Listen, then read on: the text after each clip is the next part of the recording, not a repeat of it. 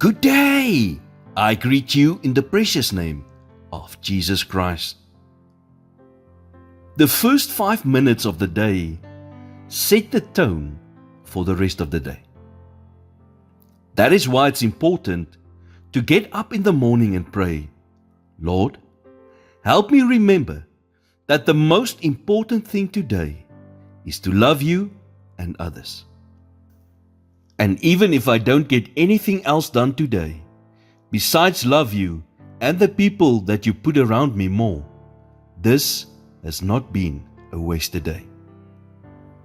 What you say in the first 5 minutes is very important, because it sets the tone for the next few hours that follow. Good speakers understand that they must grab the audience's attention in the first 5 minutes. Otherwise, the opportunity to influence them or to move them to action may be completely lost.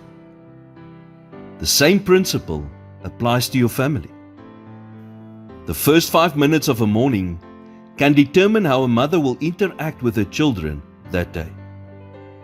When a man comes home from work at the end of the day, the way he greets his wife can affect their interaction throughout the evening. But it doesn't have to be that way in your home.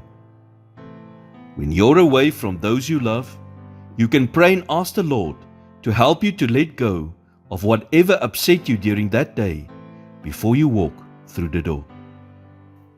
It's okay to share your worries, but be careful not to take out what upset you during the day on your family.